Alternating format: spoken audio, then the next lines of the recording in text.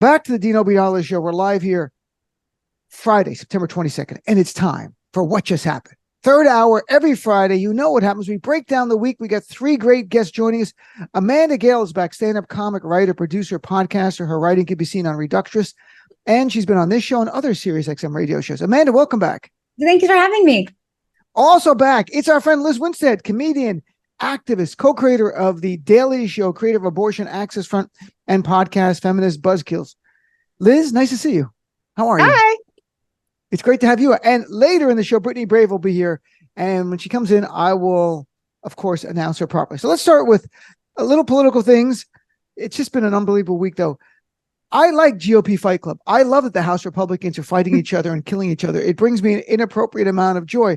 What I find hilarious is Kevin McCarthy, the speaker, said, this is a whole new concept. Individuals who just want to burn the whole place down. I'm like, this is new? Where have you been, buddy? They did this to Obama. This is what they do. Now it's happening to Kevin McCarthy. He's a Republican. So, Liz, what do you think of this? And who's really Speaker of the House? Who's really running things? There's nobody. I mean, there's like four people who have his nads and advice. And it really feels like, I hope people look at this to say, look at the depths somebody will sell out humanity, America, the way we live our lives for their own power grab. Kevin McCarthy apparently doesn't know how to play Scrabble, has no other hobbies, and is hell-bent on holding on to the speakership against every single thing that is an American value. And it's all about power. Look, we all make compromises, right, Amanda? I mean, there are things I've done I'm not proud of to get stage time in New York because it's a competitive city. But at the same time, the idea like this guy will do anything to keep this job. And at some point, I mean, deep down, even if you don't know about politics, just human nature, this is probably not going to end well for the guy. Like, you can only be such a spineless creature where at some point, even the people who are like, okay, we'll give him the benefit of the doubt for now. At some point, even the guys who were supporting him go like, he is a spineless creature. We just can't have him here anymore. Yeah. He should read the book. They're just not that into you. So, and, take a hint. But yeah, if he doesn't, if people don't feel he's right, then, if people can get behind him and they need a leader they can get behind and, crusade to hurt working class people like everybody else. So that's how they can do it. And by the way, we have a special guest who's going to join us any second. It's she's connecting now. It's our friend Brittany Brave. I'll connect her in a second. By the way, Liz, do you think there's going to be a government shutdown? They have till next Saturday to do a spending bill, and they're gone. They left. They left. They left for the week. Like, so I honestly think they're going to let the government shut down. And here's the thing that I think we all need to be super clear on, and that is, I don't know that we're going to throw Matt Gaetz out of office or Marjorie Taylor Greene out of office or whatever, but these moderate Republicans who have won in Biden districts are the people that Democrats need to run against to say, It doesn't matter even if they've come out against McCarthy or against the chaos that has been caused by this, Dookie caucus, because they will vote with them. And so it's like, we need to get rid of the moderates who have no control over their party and give the Democrats the majority. That's where I think we should be focused. And that's a great point. Now, coming to us live from Matt Gaetz' estate, she may know Matt Gaetz. The gorgeous Brittany. It's Brittany Brave, comic, actress, TBS, MTV. She also hosts a radio show down in Florida. She's touring all the time. And she is from Florida. Have you ever met Matt Gaetz? Have you ever seen him on dating apps or anything? No, thank God. Also, Dean, don't tell people that I'm from Florida. I was born in the glorious state of New Jersey. Let's not. Okay, that's great. That's yeah. So I'm from Jersey. Amanda, you born in Jersey? I was born in the Bronx, but I lived in New Jersey for over 20 years. So. And Liz, where are you born? Minneapolis, Minnesota, baby. Oh, that's right. The haven of all things great for anybody paying attention to politics. We are doing the most everywhere and all the time. And we had on like the second in the leadership in the Minnesota Assembly a few weeks ago, about a month ago, maybe it's 2 months ago. Life goes so fast. Where did my 20s go? In any event, so in my 30s, they're all gone. So, but from Minnesota, talking about all the legislation they passed, and it's been remarkable. So, Brittany, welcome back, my friend. It's great to have you here. We're just talking about the GOP Fight Club and how it's kind of fun to watch Kevin McCarthy just melt down. And look, just on a human level, we all know it's not going to work out for him. How does he not get this? It's just not going to work for him. Well, delusion seems to be a common theme with the GOP. So that's how it goes. It's purely delusional, and the idea that he believes he can stay there. Well, shutdown's coming. By the way, the longest government shutdown, happened under Trump. Not a coincidence. 34 days. Before that was 2013. The Republicans controlled the House and the Senate. They wanted to end the ACA, and President Obama said no, and they shut down for 16 days. And then 1995. Republicans, Newt Gingrich was Speaker of the House and shut it down because President Clinton wouldn't sign their legislation to effectively gut Medicare to turn on our seniors. Just remarkable times. But so essentially what you're saying is no part of this concept is new, despite he's saying that it's a very new concept. Okay, nothing's new.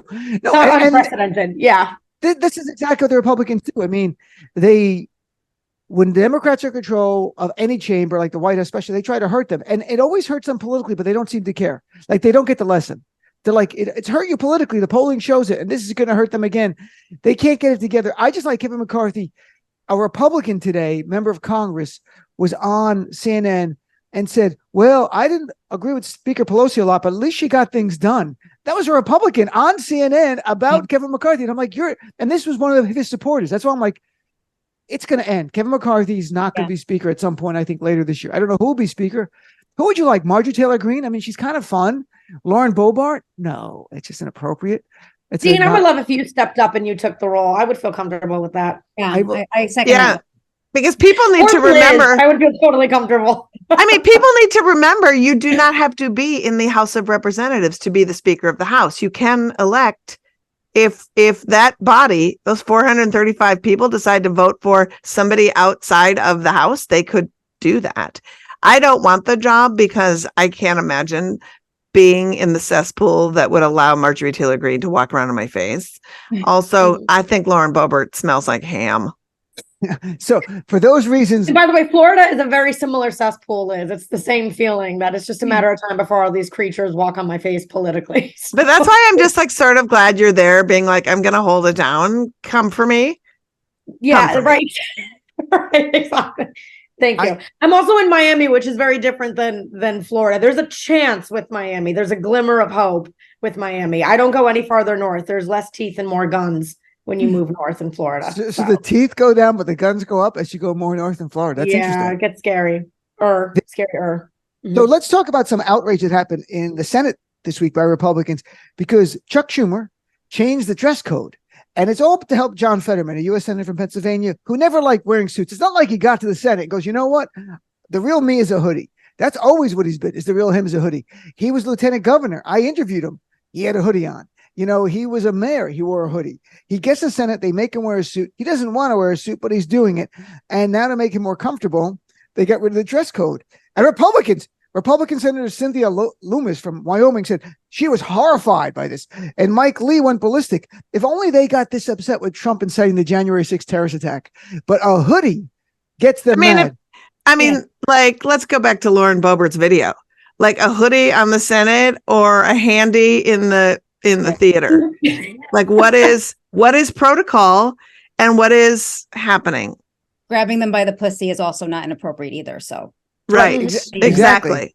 But a hoodie is the line of the look. Does it matter? Like, he did it in a suit, though. He did grab someone by the pussy in a suit. In the locker, which is what made it so excusable. Obviously, 100%. Just get that suit on and start doing it. Right. So and he wore it in the locker room, which is where that talk takes place, and that's he left the locker room and put a suit on. So at least he had decorum while he was sexual assaulting people, right? So you're saying there's a trade-off there. So we're all, if you can see our faces, we're horrified by all of this. It's not.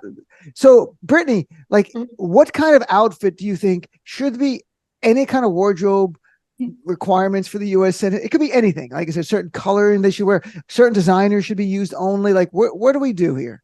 A clown suit is the only thing that would make sense. I mean, I feel like deflection is a common theme here, and just kind of, and it's been over the last couple of years where there's like real things that are on fire in our nation and things internally burning down, and there's, you know, just creating chaos just to kind of deflect from actually taking care of the country. And this to me is just an extension of that. Like, it reminds me of my Italian mother saying, you can put a dress on a pig, but it's still a pig. Like, it's not, that's the issue here. Like, this is ridiculous to me. And to like make wardrobe such a high point of discussion is just like, okay, well, what about everything else? It's just using this as an opportunity to deflect from the actual mess. So I don't really care. They could show up naked for all I care, as long as they protect the fact that I can have an abortion. That's all I care. Right. You know, Amanda, have you ever dressed up an animal in any kind of clothing? From Brittany talking about dressing a pig in a dress. Is there any animal? About pigs, let's ask Amanda. No. Have you ever seen? Because on Instagram, if there's ever a raccoon wearing a shirt sitting at a table, I watch it. Because they eat grapes. So I'm like, maybe there are other animals. The pig in a dress, I'm like, maybe, but there are other animals I think are adorable in outfits. I've seen a squirrel wearing a hat. I watch it all the time. I have a feeling that you subscribe to my OnlyFans, and now I know that you definitely do. Is that your OnlyFans? What it's about? By the way, Brittany, actually, you've talked about you have an OnlyFans thing, but it's comedic, right? I mean, I haven't gone to it. I'll go to it if that's what. It's what it takes to have you back on the show.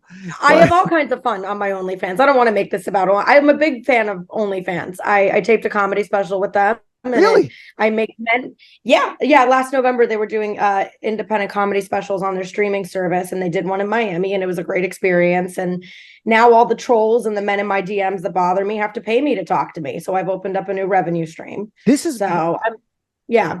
Liz, what do you think? Lauren Boebert should have an OnlyFans page. I mean, why not? If we could have people just, you know what, opt in to Lauren Boebert, I am very much for. I feel like all of these people should be opt in. I didn't opt in. Lauren Boebert is the human incarnation of sending a dick pic unsolicited. It's like, I didn't ask for you to be in my stream no one asked you. If I would have asked you for a dick pic, fine. I didn't ask you, and yet here you are. And everything she says, how she presents herself, is just a constant assault on things that I didn't ask for. But if people want a Lauren Boebert situation, like, have at it, be in it. You're right. Like, if someone wants to pay $5 to watch her get groped, it's one thing. It's another to have it at a family theater of Beetlejuice, and by the way, Lauren Boebert is literally called Democrats degenerates, in writing, degenerates, and Democrats groomers. And there she was, families getting groped by her date consensually, and then consensually, it appeared, fondling his crotch at a theater. And she's like looking around the whole time, and while they're doing it. And it's so funny, that got just a little bit of the press. The vaping lie got more of the press. Amanda, I mean, is it something where we call out her hypocrisy? I don't care if she makes out in a theater, but if you're going to be a hypocrite about it and say Democrats are literally degenerates just a few months ago, and now you're doing this, who's the real degenerate? Right, Amanda? That's what I'm asking. Well, we both are. I mean, honestly, her getting groped in a theater is the only thing that she and I have in common. So I kind of do relate to her on that. There's always hypocrisy on the right. I mean, now this, they're always like, oh, pro-life, but not if you're a kid, not if you're a kid and you're a school and there's a mass shooting. Like, that's not when we're pro-life. We're not pro-life when you have cancer and you lose everything because you're trying to afford medical bills. Like, there's always hypocrisy. We're the party of, less government, but Trump loves Putin, who is a dictator. Like, there's so much hypocrisy. And we're less, we want less government, but we want to tell you when you can have a baby, and we want to tell you who to get married to. Just, hypocrisy. I will agree with Amanda, though, that this is the only time that I've ever thought Lauren was cool. Yeah. And she's a grandma too. So go grandma. I know. I was like, wow. Okay. That is one of the only things we have in common. Okay. That made her cool? Like, the idea, or human, or because before that she was not human. Loosely. I'm just with Amanda that I was like, I know the high of being groped in the theater, but I don't know, maybe she felt okay to do it. Maybe his safe word is Beetlejuice. Right. And then after 6 times, or Beat It Juice. I don't know. Right. Why is she still going to movie theaters? Does she have not Netflix? Who goes to movie theaters anymore? No, it was a live show. Right, it was a live show of Beetlejuice. Okay, she's on the board of the theater, and we even got the "Do you know who I am?" line when she was being escorted out, and I guess you're the person being groped in aisle 7. That's who you are, type of thing. So, like, do you know who I am? Oh yeah, we just saw. We know exactly who you are, and then it's continued. Everyone. So it's interesting, Liz. The idea of the hypocrisy of her is, to me, is what's aggravating and motivating. It's not really upsetting. I don't care if you make out in a theater. Like, what does it matter? You're a human being. You want to make out in a movie theater. But it almost seems like she doesn't even know she's a member of Congress. It's also she doesn't know how to make out in a movie theater. Everybody knows you smoke dope and sit in the back of the theater. You do not sit in the mid seat on the aisle so that somebody can yank you and walk past you. Like, what an idiot. Learn how to get finger banged in a theater like a good fucking woman knows how. You know how to make it work. Like, it's like we didn't need another piece of evidence that she wasn't a gal's gal. No, and like she's even bad at getting finger banged in a theater. Like, she can't even do that right. Like, ma'am, your card has been rejected on every level by every organization and group. Like, she would have a terrible OnlyFans page because people would be like, "What are you doing?"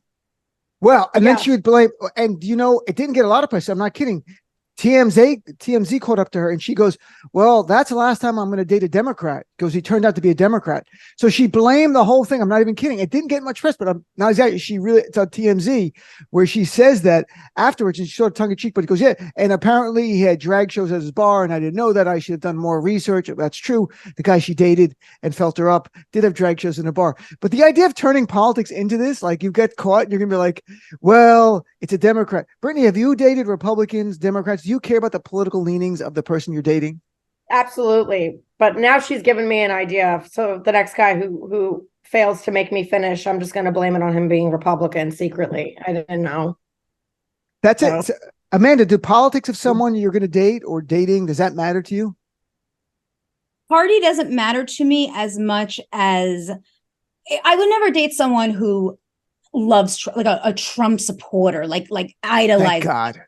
I would never date someone who doesn't believe the earth is round, or that climate change is, a hoax. Like, I wouldn't date someone like that. I mean, if someone is maybe more fiscally conservative, I wouldn't hold that against them, but socially, absolutely would be a deal breaker for me.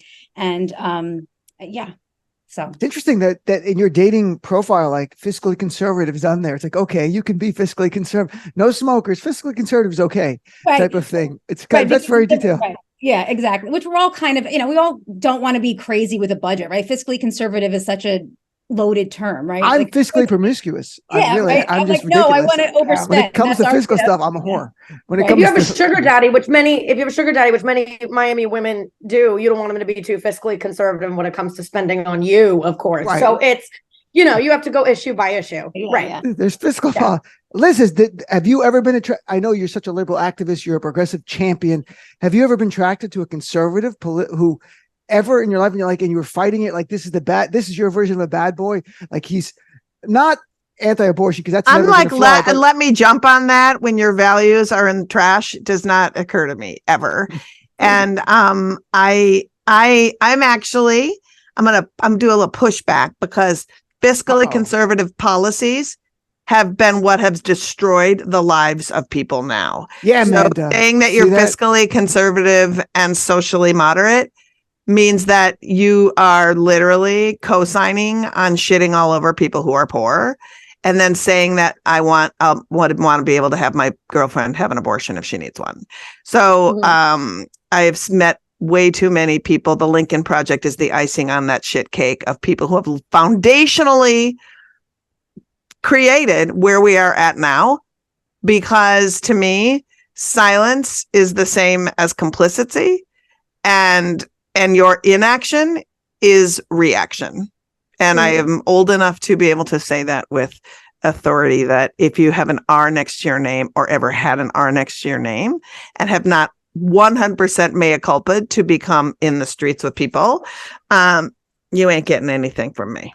Mm-hmm. And we see with the issue of abortion as well too. I mean, it affects everybody on some level with reproductive rights, but it is women who are in financially poor situations, and women of color and minority groups that are the most affected too. And then the reason that they are poor and affected is because of the policies of the so-called socially liberal, fiscally conservative politicians. I hope you're proud of yourself, Amanda. Look what you've done. Okay. I'm just saying. They're so stupid. I guess my point is most of them. We're kidding you. Please don't take this for.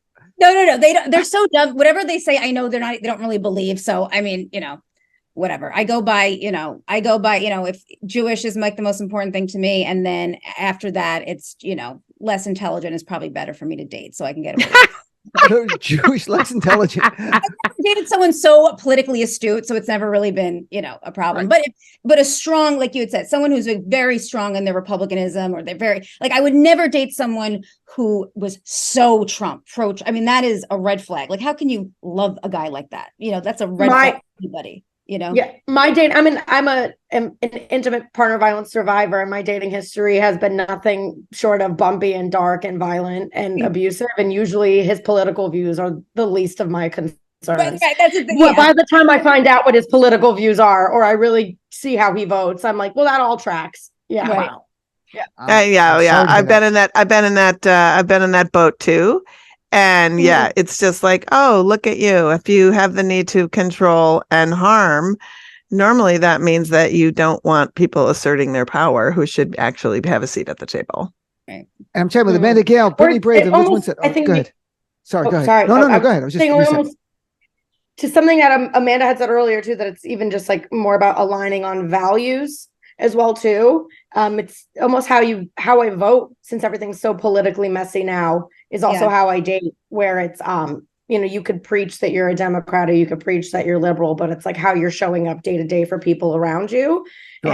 and what your views are. So it's less about the labeling at this point and just trying to see the character for what it is, hopefully for what it is. Right. And most people don't know why they are a Republican or a Democrat. So, I might date a guy who's a Republican and you ask him why, and he's like, oh, no, I don't like taxes. They have no idea. But I what I'm saying? So, It's funny you mentioned Jewish being the most important. Me, the most important is immigrant status. Like, my girlfriend's an immigrant. And what's great is I can make up laws and have full control of the relationship because she has no idea about American laws. I'm like, no, that's against the law in America. I'm sorry. No, that is the law. You have to do that. It's kind of simple like that. Folks, I'll be here all week. Catch me at the Comedy Chuckle Hut at whatever. So let's talk about. Jim, outside of the comic strip for the big fundraiser for Moms for Liberty. I watched that video. I have no idea what's going on. I'm going to talk to him next time I go there. Please find out, because I would like to also know what the hell. It's so let's talk though about abortion, because look, Kristen Welker interviewed Donald Trump on Meet the Press. Just horrific. Just normalizing fascism in front of us for profits. That's what it should have been called. And Trump is trying to spin himself as a moderate now on abortion because he gets how bad it is for the GOP. Meanwhile, in May, first when he was running in 2016 and as president, he proudly appointed people saying they were going to overturn Roe v. Wade. He said as a candidate, I will only appoint justices to the Supreme Court who will overturn Roe v. Wade. He took a victory lap when Roe v. Wade was overturned. And we have video of him on CNN in May, literally saying, I will read it because this is going to be an ads against him. I was able to terminate Roe v. Wade after 50 years of trying, adding, I was honored to do so. That's the ads. Now he gets, I really don't have a primary challenge, so I'm going to try to pivot to the center. And now, so Liz, I'll go to you first. What do Democrats have to do? Because now he's going, look, I think 6-week abortion ban's too much, but we can find something we can all live with. This is the guy that got us here, and he's got it. Democrats have to make him own it. Roe v. Wade was overturned because of one person, Donald J. Trump, who promised it and delivered on it. And now women are dying 3 times more likely in these red states where they ban abortion than in states where there's actually reproductive freedom. So what do you recommend in terms of Democrats making Trump be the owner of this nightmare that he's created? Well, I think you need to make Trump the owner, but I also think that Donald Trump isn't the only reason. I think that the inaction of the good people, I think that nobody was talking about abortion. No one. I was told to shut up over and over and over again. I still think we have a big problem with people normalizing things like we can find a compromise. I think that we don't push back on the fact that there should be no compromise when it comes to people don't know how pregnancy works, or they would never say there should be a compromise. And second of all, at what point do you decide that it is the place for government to interfere in the lives of anyone and force them to make a decision that they have to give birth or that they have to live with for the rest of their lives. It is disgusting to me. How do we hold Trump accountable? Well, first of all, he said 8 times in that Kristen Welker interview that Democrats are pushing for abortion after birth, which I believe is called murder. Yes, murder in America. I think we have a word for it. Also, and Welker didn't know the word. Kristen Welker didn't know that word, apparently. Kristen Welker apparently has never been introduced to a follow-up question or a challenge. There are certain things that you can fact check that are profound. But I think what Democrats have to do is actually a self-assessment of their own morality around how they talk about abortion. Talk to people who've had abortion so that you can articulate the humanity of what's happening. You don't need to always be citing people who are having traumatic abortions that we all hear about in the news that make headlines. It's every person's reason for having an abortion should be honored and valued, because that reason that they make is putting them on their path to self-determination and dignity. And unless we put abortion back in the conversation into a moral choice that somebody will make, we're always going to lose and we aren't going to be able to fight back. So it's time to literally start advancing abortion as a community good, as a moral good, and as part of, if we say we are a good, kind nation, then we need to have policies and laws that respect the pregnancy outcome that somebody chooses to have. And there, I cede back the rest of my time. No, that is excellent. That's great. Yeah. Brittany? Yeah, I recently started working with Plan C, which is yes. Yeah. So great. What's Plan C? Tell us about that. I know Plan B, obviously, but what's Plan C? Essentially, it's trying to correct a lot of the misinformation around medical abortion and remind people that they have access to medical abortion by mail and point them in emotional and financial and various resources should they choose to end a pregnancy early. And one of the things that I was hired to do was kind of hit the streets and do man on the street interviews, quizzing people about reproductive rights and abortion. And the level of misunderstanding and misinformation is absolutely insane. And it is because of exactly what Liz said. It's been labeled as taboo, and it was never a part of the conversation in the way that it should have been. And it was kind of interesting watching people in real time, watching almost like, and I never asked them their political stance. I never got into that, but kind of watching as they understood the issue, seeing that light bulb go off in their head. And that like aha moment of what it's actually doing and how safe it is and how effective it is and how important it is. And I admire Liz and all the work that you do in this space. And it's, for me, it's the same. My ultimate goal is living in a society where it's not only constitutionally protected and available, it's at a point where it's not your business why somebody needs one. And if you need one, you don't have to explain so much why you need one. You need one, you want one, and it is your choice and nobody else's business. So for me, for Trump, there's no moderate for what he's, right. Francis Suarez, who thank God dropped out of the presidential campaign, trying to run for it by my idiot mayor down here in Miami. He said in a press conference a month or so ago that the day Roe versus Wade was overturned was a day representing American freedom. He thought that was a pinnacle of American freedom, that this once constitutionally protected procedure was ripped away from millions of Americans. And that to me was so like asinine and dystopian and upsetting, and wrong. And what do you hear from people? You said you talk to people on the street and the misinformation. What are they like? Can you give any examples of what they say to you?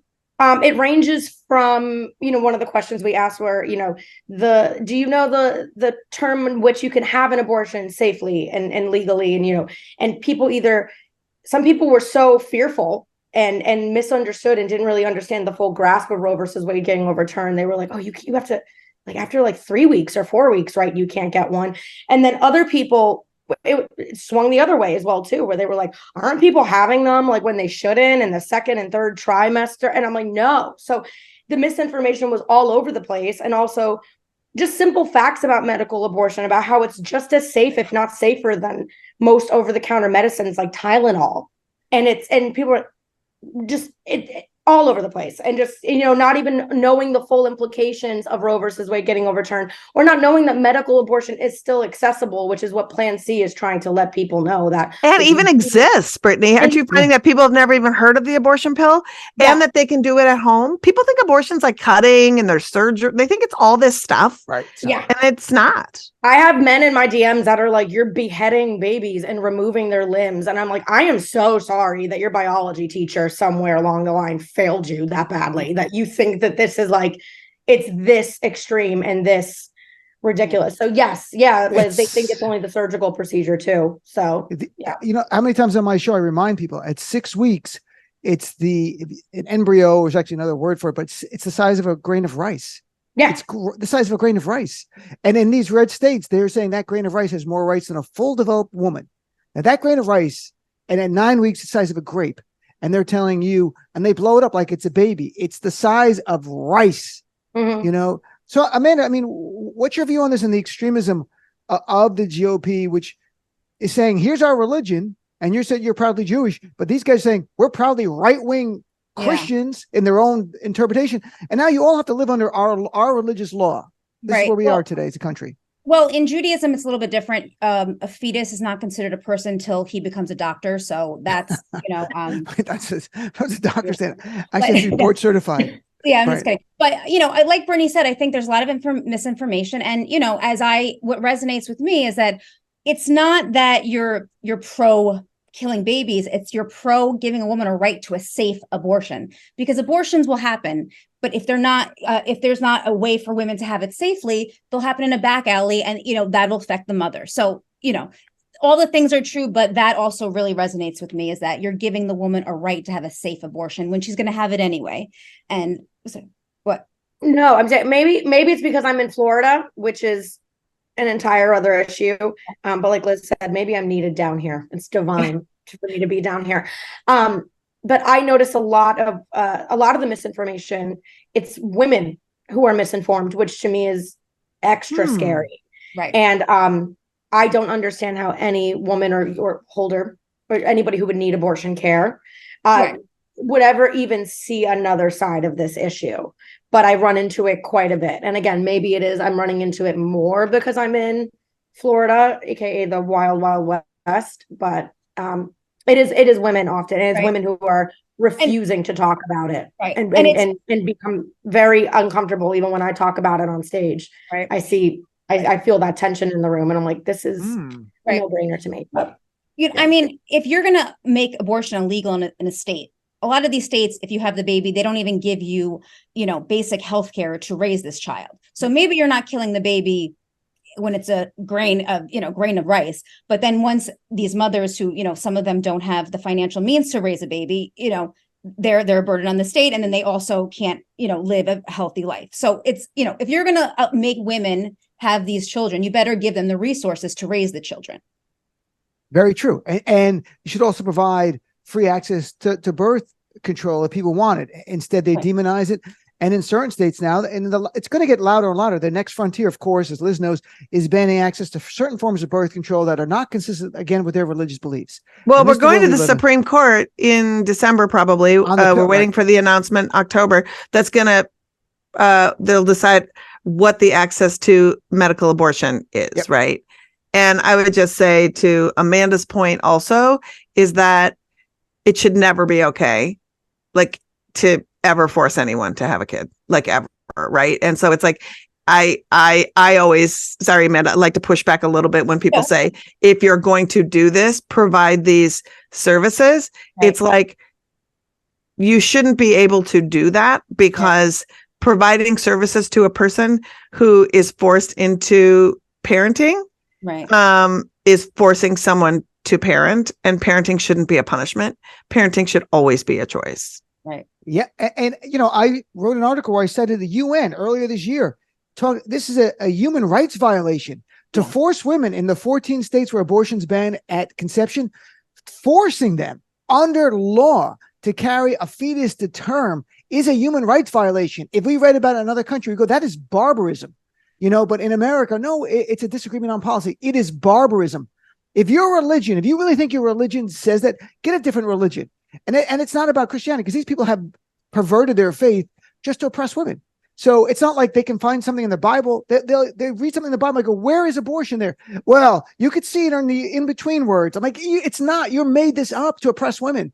This is the world we live in right now. But all right, let's take a break because you guys are all comics, and I'm really curious. I've not discussed it on the show, but the New York Times wrote about it again this week about Hassan Minhaj and emotional truths and of course he was a Daily Show correspondent, and Liz created the Daily Show, and now there's talk he might be the new host. We'll see.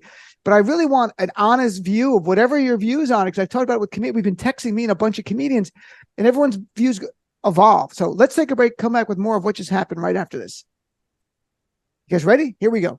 And welcome back to the Dean Obeidallah Show. It continues to be Friday, September 22nd. And Amanda Gail, Brittany Brave, and Lizz Winstead are all still here. So there was like a week and a half ago, some uproar, an article, I think it was the New Yorker, about Hassan Minhaj, a comedian who I know a little bit. We're not close, but we're friendly. I haven't talked to him in years, but he'd been on my show a few times. He's also Muslim, brown guy. He was a Daily Show correspondent, killing it on selling out Radio City, numerous shows in a row in New York.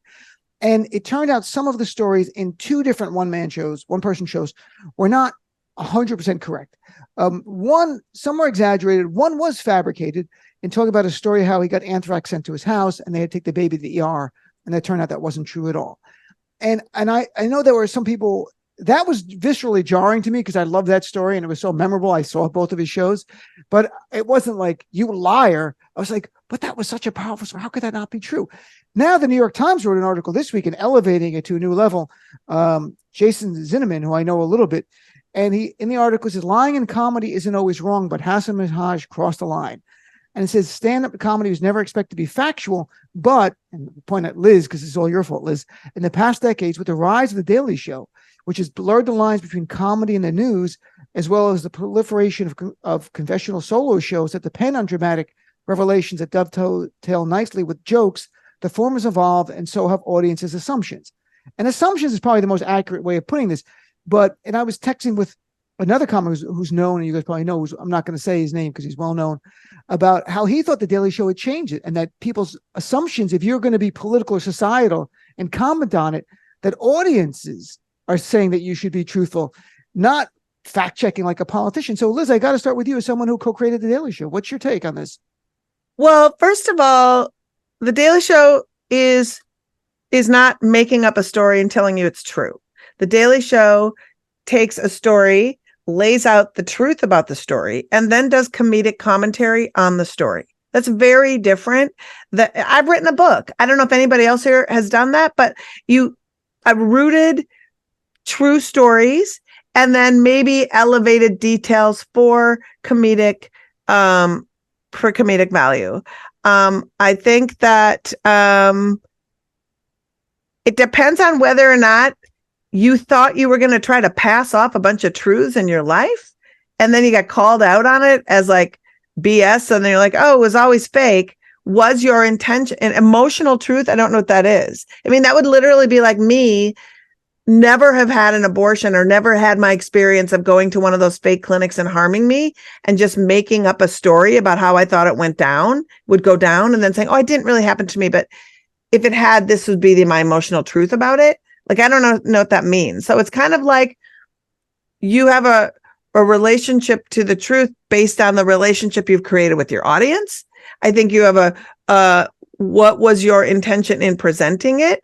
And if for some reason you decided to put a whole bunch of stuff out there, was really detailed and laid it out there as though somebody wouldn't for 5 seconds understand that it wasn't the truth, and then other people were harmed along the way with real names, that's bizarre to me. And the real name thing, that's a whole different component to it. That was that the woman he had dated in high school and said that her family was racist, that it was not fully true. She was never alleged to be racist herself. In fact, she married a man who they say he's brown. I assume he's Indian American. I don't know what brown means, but I assume that's what it means. But the parents really weren't racist, but he did not completely hide her identity. So some people knew who she was, and it resulted in a backlash against her family. That's a different story. That's just wrong. You should hide the identity of someone if it's not a true story about them being racist. If you're uncovering a racist, show their face, show their family, let everyone see these are the racists. This is what did to me. That was a different bucket. To me, the real question was about there was another story where he exaggerated that in his mosque there was an FBI informant. I personally have no problem with that. I'm not telling other people what to do about this one. Being Muslim, that really happened to us. We did have FBI informants. So him doing a story about, here's a story about what happened to us, and it wasn't true, but it was true for so many other communities. He elevated a story that would never have gotten out there as much. So I think the community were like, oh, I'm glad you did that. Amanda, you're shaking your head. So what's your take on this? I mean, where is the line? Is it different, the type of comic you are and the type of comedy you're doing? This is actually a really interesting, discussion to have, because in one hand, when I saw the article, I'm like, why are we constantly holding comedians to this moral standard of truth? Like, I feel like there's more heat on comedians that there are on some politicians, to be this, barometer of morality and truth. It's really, maybe it's to take off responsibility for ourselves to put them on politicians.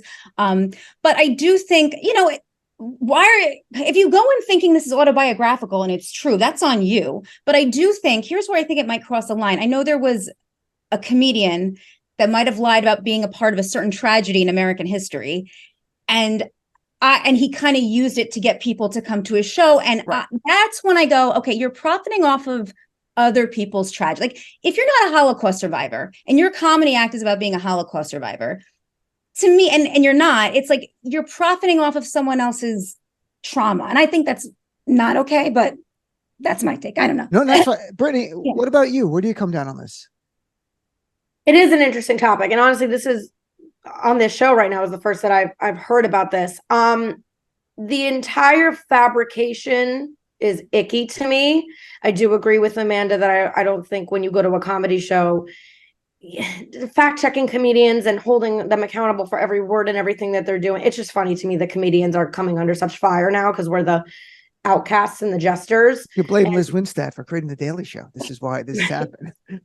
But I get asked every night when I do stand-up if everything was true, if the things that I shared were true, and if anybody's seen my stand-up, I do talk about my experiences with abortion and my experiences with domestic violence. And my comedy in particular is very autobiographical. Where my personal creative moral compass lies, I don't like the complete fabrication. I don't like lying to my audience entirely. I get uncomfortable when I see other comics that have not gone through an abortion, or have not been affected by it. I know this because I know some of these comics personally, or are not Jewish and have not had any connection to the Holocaust, or have not been a domestic violence survivor. You can make jokes about it from an observant perspective, but when you start claiming that experience as your own, you're lying. And I think that at the heart of good comedy is truth to some extent. Yes, certain things are heightened, but I think there's one thing to be an observant comic and comment on an issue that the nation is grappling with, or something that's going on, or something that is a problem. And then I think there's a whole other sphere of claiming that you went through that experience. And to Amanda's point, for people that have grappled with domestic violence and gone through these situations and had abortions and are really personally affected and emotionally affected by this issue, it's crappy. And it feels disingenuous when somebody else is claiming that experience as their own. Well, and also he's a political comic. He's been in this space. That's his right. So that's what I was asking with Amanda. Now we really teeter into misinformation, and now so it's not just an observant comic. It's people kind of look at him as like a trusted, somewhat source for commentary on these issues, and now we find out he's in some instances completely lying. So he set himself up. That's the part, Brittany, for me. Like, I'm so with both of you on, like, I'll never forget when Jon Stewart decided he was leaving the Daily Show, and people were so pissed. They weren't pissed that the news was so crappy that the most trusted person was a comic. They were mad at the comic. It was like he had no moral obligation at any point. None of us had any moral obligation to present anything other than what we decided to present. Now, when you decide to say we're a fact-based news thing, then you're that, right? Hassan was that. And also, like, I've been in several situations where, we do lots of advocacy because a lot of abortion providers also provide HRT and trans care. I can give as an ally and an advocate very moving, commentary and testimony around what trans folks have gone through and the people in my lives and the communities that I go in. And so could he have. You don't need to make it first person.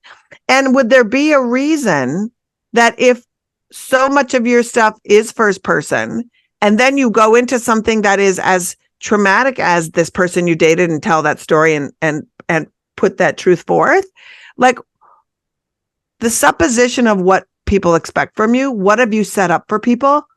And if you've set it up that way, you can't just all of a sudden be like, well, do I really have to? Yeah, you kind of do.